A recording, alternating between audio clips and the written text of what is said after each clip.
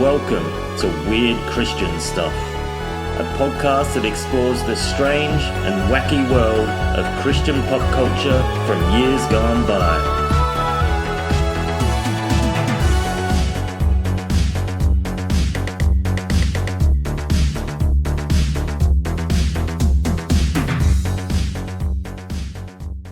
Hi friends, welcome to this first installment of Weird Christian Stuff. This is going to be a podcast that explores the strange and weird world of Christian pop culture from the 1970s and 1980s. I am your host, Ryan David, and each week I will discuss a forgotten item of Christian pop culture, whether it be a book, band, or spiritual guru, in an attempt to redeem them from their obscurity. This is not a podcast aimed at making fun of Christians or the Christian faith. If you're looking for that type of thing, this won't be for you. Instead, I will try to explore what motivated the authors, musicians, and artists who created these works. Of course, much of what is covered in these episodes is more than a little ridiculous, so fair warning for those easily offended, many Christians are just downright weird.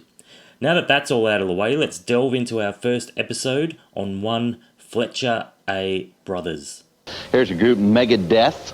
I think that the death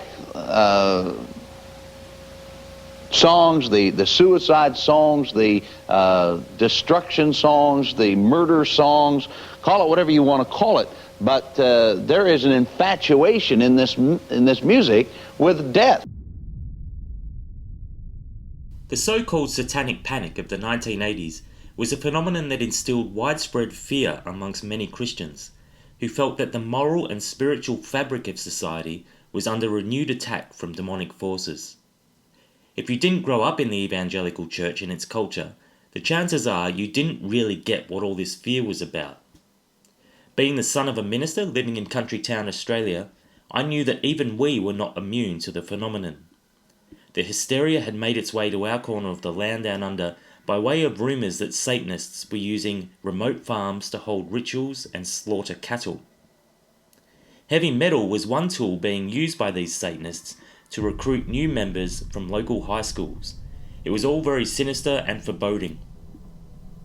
At some point in my early high school years, a concerned Christian leader gave me a copy of a book titled The Rock Report, an uncensored look into today's rock music scene. They had been worried that I was heading down a, quote, dark path, and wanted to correct this by exposing rock and roll culture for the den of corruption it really was. If I wasn't careful, they said, I would find myself addicted to drugs and sacrificing babies. When I realized how bad things were, it would be too late for me. I would be firmly in the grasp of Satan and condemned to hellfire. That is why I needed to be warned ahead of time. I read the Rock Report with interest, and contrary to the hopes of the Christian leader, it only served to cultivate a lifelong interest in heavy metal. The author of the Rock Report was an all-American preacher by the name of Fletcher A Brothers. Brothers was born in Carthage, New York in 1948 to a deeply religious family. His father was a minister, with Fletcher becoming a Christian himself in his early 20s. He's remained deeply committed to his faith ever since. He's still alive and active, although as we shall see later on, his career has been dogged by controversy. Brothers is a preacher in the old hellfire and brimstone style, although he believes this message is one communicated out of love. Unabashedly conservative and evangelical, Brothers became involved in the Christian Roundtable and Christian Voice movements in the 1970s. For those who don't know, both of these groups are fundamentalist advocacy bodies which believe that genuine Christian faith has implications for political and economic life. Brothers cites here his core motivators as, quote, God, country, and children, end quote. Note the order there. It's God first, the nation second, followed by his family last. Brothers wrote the Rock Report in 1987 at a time when the Satanic Panic was at the height of its influence. His desire was to prevent young people from being, quote, destroyed through lack of knowledge, and the book functions as a kind of encyclopedia of rock bands popular throughout the 1980s. It is a veritable who's who of big hair, big riffs, and power ballads. If you recognize all the names in the book, you may be showing your age. Each band is listed along with a brief analysis by Brothers, who sets about mining the artist's lyrics and imagery for any example pointing towards satanic deception. And let's face it was the 1980s and there were shitloads of excess and devil worship that Brothers could draw from. Well, let's dive right in now and see what he says by taking a survey of some of the bands in question. It becomes immediately clear upon reading the rock report that Brothers has little understanding of satire, irony, or any of the other nuanced artistic tools employed by artists to express the vast range of human emotions and experiences. Like his religious beliefs, Brothers interprets lyrics as literal statements as to the artist's true intentions. An artist could live a morally upright, selfless life full of compassion, but the flirtation with satanic imagery and themes would be enough to convince him of their inherent corruption. What we have here is a kind of inverse of the old adage, actions speak louder than words. For Brothers, it is, in fact, an artist's words, literally interpreted, which reveal all that one might need to know about their beliefs and the conduct of their life. He delves no deeper. On those times that Brothers does get around to listening to the actual music, we find him occasionally misquoting the band's lyrics, although in the age before Google we might give him some leeway. Let's look at the classic song Paranoid by Black Sabbath. Brothers incorrectly attributes this to solo-era Ozzy Osbourne, but his version of the lyrics is the real crime here. The correct lyrics to Paranoid are, "Can you help me, occupy my brain? And so as you hear these words, telling you now of my state, I tell you to enjoy life. I wish I could, but it's too late." Brothers' translations of these same lines is something of a departure. "Won't you blow my brains? And so as you hear these words, that in you now, if I state, I tell you to end your life. I wish I could mine." Unsurprisingly, Black Sabbath are a favourite target of Brothers. Elsewhere he suggests that the front cover of Black Sabbath's Sabbath Bloody Sabbath record is depicting an actual human sacrifice. It's a bit of a stretch, although with Ozzy anything is possible, I suppose. Other notable examples are plentiful. The band Poison, a favourite of my childhood, are singled out for the overwhelming crime of taking band photos in which the members, quote, pass as attractive females. The song I'm on Fire by Bruce Springsteen is canned for glorifying, quote, pedo molestation. The lyrics for Iron Maiden's excellent 22 Acacia Avenue are taken totally out of context and are presented as advocating for violence against women. Even Blessed Stevie Wonder is dismissed for writing a song with lyrics which evoke astronomical charts. Have you got the gist? Bear with me for just one more minute, dear listeners. At the end of the book is a list simply titled Dead Rockers. It is here that Brothers appears to get his "see, I told you so" moment. Those of you who suspect that some fundamentalist believers might actually enjoy the fact that some are damned to hellfire might well have their thoughts confirmed in this list. The names are rattled off in succession alongside their cause of death: John Bonham, Brian Jones, Bob Marley, Keith Moon, and so forth.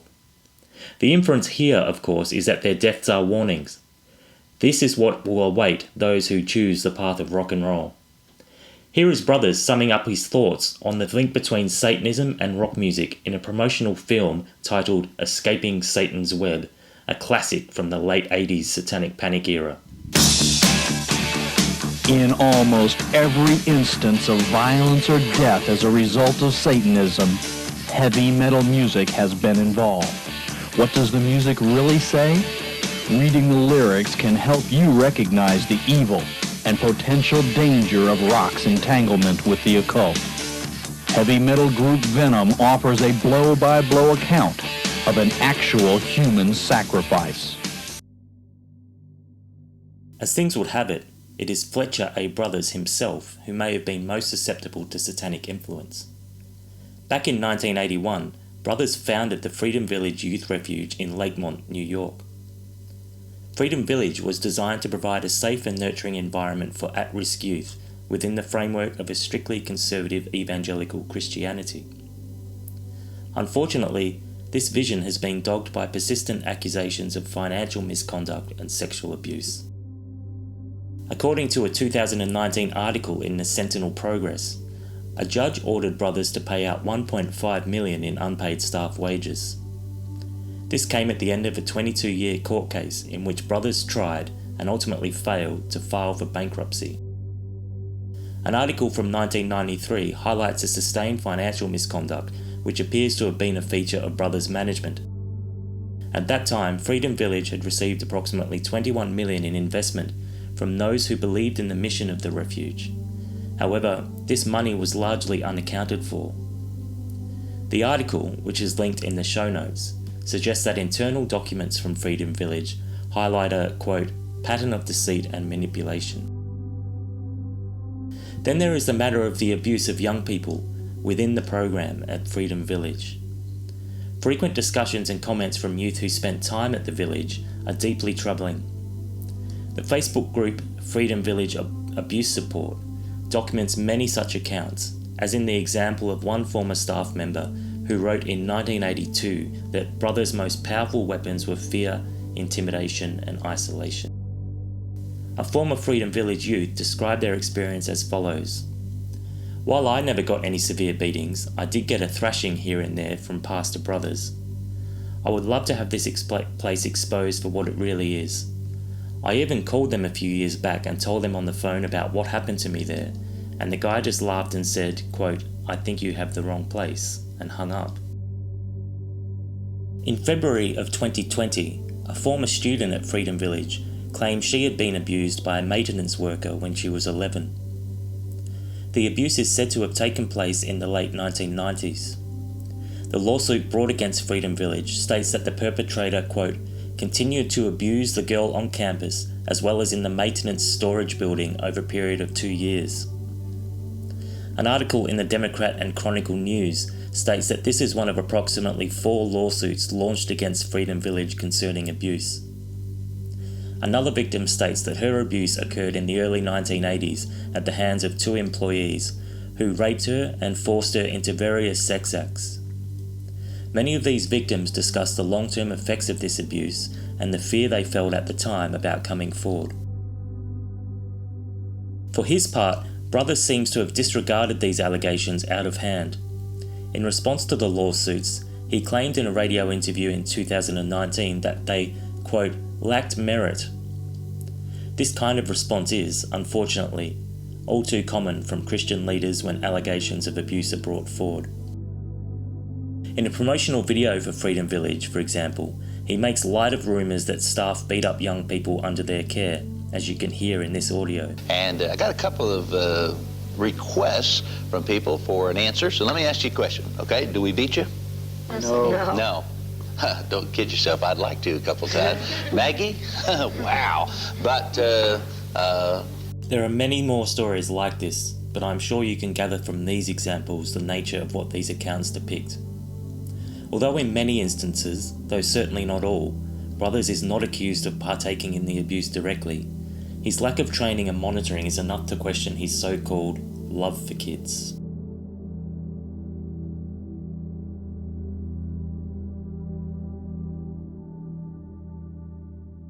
this one happens to be the number of the beast, and we have pictures of Satan and all the flames of hell down here, and the death picture. Here's a great album, Possessed. You know, I mean, what are kids supposed to think of when they get involved in this stuff? Here's that speed metal one that he was just talking about, and all of the good-looking Sunday school kids here getting ready to go to Sunday school. I mean, you know, it just if you go into a record store and look at these album covers, you don't have to listen to the music. You can just look at the covers. In the final analysis, the rock report was symptomatic of a religious climate that viewed rock music and heavy metal as a subversive tool that was ultimately satanic in nature. Its purpose was to undermine the moral fabric of society through the distortion of young minds. Some 40 years on, that period may rightly strike us as absurd, and indeed, countless YouTube videos can be found which make a mockery of the so-called Satanic Panic for its paranoia, hypocrisy, and perceived stupidity. One wonders, though, whether in our time, with its Twitter and Facebook, is as far removed from this kind of moral hysteria as we might believe ourselves to be. Perhaps it is an enduring feature of our humanity that the zealous feeling of being morally right can lead us to seek demons and enemies where there may not be any. Within evangelical Christianity more broadly, the topic of so-called spiritual warfare, the battle between God and Satan, can often seem peripheral or deeply unfashionable. Just look at a place like Hillsong. Satan barely rates a mention in songs and sermons. Is this a good thing? Many will probably say yes. Others would say it's a massive oversight in theology. Still, other Christians would acknowledge that Satan is real, but it's best if you don't think about him too much. If there is anything to take from the Rock Report, it is that it's a fascinating insight into a time in which satanic influence was taken seriously by many within evangelical Christianity. For better or worse, this obsession at least made for some interesting reading. Ultimately, the Rock Report highlights the difficult relationship Christianity has always had with pop culture. At the risk of oversimplifying what is a complex issue, Fletcher Brothers demonstrates that it is almost impossible to reconcile religious literalism with the aesthetic context that artists inhabit. For Fletcher Brothers, every single word, every single hand gesture, and every single stage act undertaken by a musician is a literal representation of their innermost spiritual convictions, which are always satanic in origin. For the artists, however, satanic themes were often just something to mess around with for kicks. Even for those who took the matter more seriously, the subject was often more about spiritual exploration rather than seeking to convert impressionable young minds. The Rock Report, then, is an interesting, rambling, and occasionally amusing snapshot of a particular period in time in which Satan and his henchmen ruled the Western world through subterfuge. The job of the astute Christian was to expose these tactics and offer a moral defensive line based on the binding values of God and country. Finally, the Rock Report exposes the seemingly pervasive issue of Christian moral hypocrisy, as expressed by many of its most fierce and zealous preachers and evangelists. Whatever amusing or interesting qualities the Rock Report retains as a nostalgic trip through the bizarre but revealing chapter in evangelical Christianity must be held in tension with the real-life damage being done through the apparently dubious ethical and moral conduct of Brothers himself. It is so often the way that those who angrily preach the loudest against moral decay are those who are perhaps struggling the most with moral failings. Their anger is often a projection of a genuine sense of powerlessness and internal feelings of guilt and shame at partaking in the very vices that they seek to condemn in others. Thank you so much for listening to this first episode. I really appreciate your support. If you have any suggestions for me about how to make this podcast better or any topics you'd like to see covered, get in contact with me. You can reach me at Twitter at weirdchristianstuffpod, or you can email me directly at weirdchristianstuffpod@mail.com. I'll see you next time. Hope you enjoyed the show.